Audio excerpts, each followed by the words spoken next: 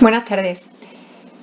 Pues vamos a hacer un repaso de lo que llevamos visto de Access para poder continuar con la materia, porque hace tiempo que no lo vemos y para centrarnos un poquito donde estamos, ¿vale?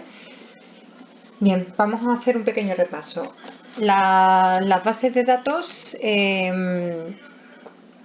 habíamos dicho que eran aquellos instrumentos que se utilizan pues para guardar información de todo tipo, organizada. Entonces, en nuestro caso, la base de datos que utilizamos es Access y se llama una base de datos relacional. ¿Por qué? Porque lo que va a utilizar Access son relaciones entre las distintas informaciones que tiene para poder llegar de un dato a otro. Y por esto se llaman bases de datos relacionales.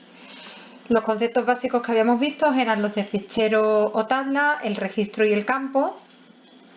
Habíamos dicho que el fichero tabla era el conjunto de información que participa de las mismas características. El fichero tabla pues está compuesta, cada tabla de una base de datos está compuesta por registro, que es la unidad elemental de una tabla, y el campo, que es la unidad elemental del registro. Después vimos cuáles eran los objetos de Access y vimos que eran las tablas, las consultas, los formularios, los informes, macros y código. Bien, después vimos también los nombres de los campos y las características que podían tener los campos. Bien, nosotros tenemos nombres a los campos para que queden claramente identificados.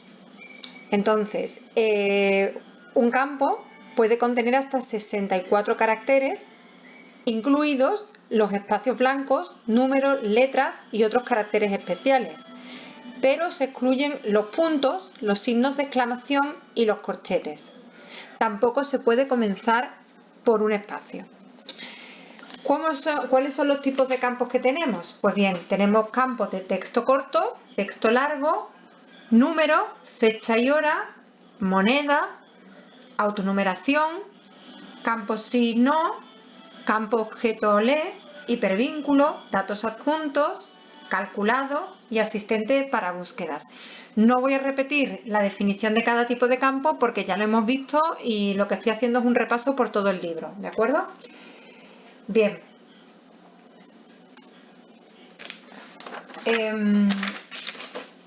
Las propiedades de los campos, pues dijimos que cuando editábamos una tabla en vista diseño, mientras se selecciona el tipo de campo, Access muestra en su parte inferior las propiedades que tiene ese campo. Y esas propiedades pueden ser modificadas. Las propiedades van a diferir según el tipo de campo que tengamos. Por ejemplo, un campo de tipo número contendrá como propiedad los lugares decimales, que en cambio un campo de tipo texto no va a tener. Bien, dentro de las propiedades de los campos veíamos lo que eran las máscaras de entrada, que servían para que los datos introducidos en una tabla se ajusten a un formato concreto. Y ese formato es el que se va a determinar en la entrada.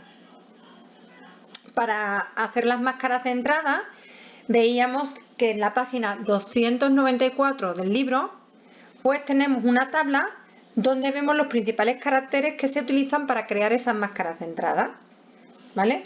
Entonces, a esta tabla tenemos que añadir, que no sé si lo dije en la otra ocasión, pero bueno, os lo repito ahora. A esta tabla tenemos que añadir la A minúscula, ¿vale?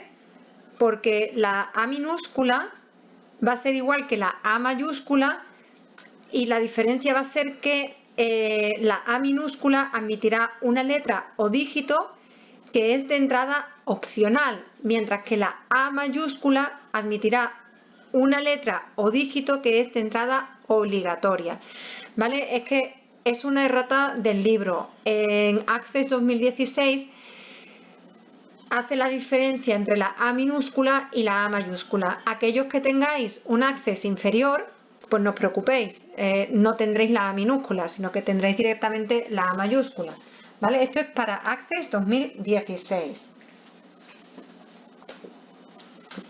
Bien, como habíamos hablado, pues Access utiliza un modelo relacional de bases de datos, es decir, que utiliza un conjunto de tablas con campos y registros donde las tablas están relacionadas entre sí mediante campos comunes. Entonces, ya en la página 295 comenzaríamos a trabajar ya un poco con las bases de datos. Bien, y lo próximo que ya hicimos fue crear nuestra base de datos con Access. Entonces, es aquí donde nos encontrábamos. Nos encontrábamos con que habíamos creado una base de datos que llamamos base de datos ventas, ¿vale? Y habríamos creado 3 tablas, las tablas de clientes, la tabla forma de pago y la tabla de ventas.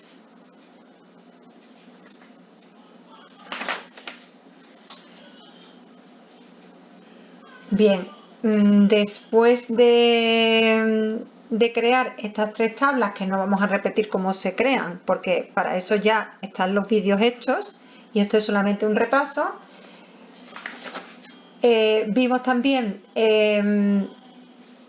cómo se creaban y se perfeccionaban las relaciones entre los campos de las tablas, y es justo aquí donde nos quedamos. Introdujimos también los datos de las tablas y nos quedamos justamente en la página 302. Bien, ahora mismo deberíais de tener la tabla clientes completamente rellena, ¿vale? Tal y como aparece en la página 302 del libro. La tabla formas de pago también rellena, ¿vale? Y la tabla ventas también rellena. Bueno, aquí os daréis cuenta en mi vídeo, ¿vale? Que la tabla forma de pago, a mí el código me comienza por 13.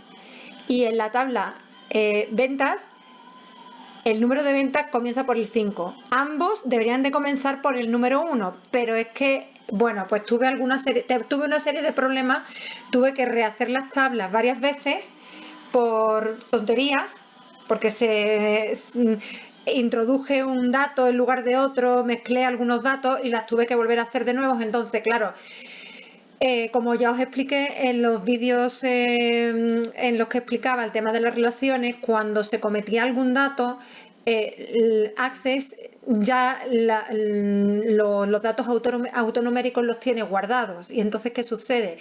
Que cuando borras tú la tabla y la vuelves a hacer de nuevo, como esos datos ya están guardados, Access no te da ahora el número 1, sino que empieza por el que se quedó.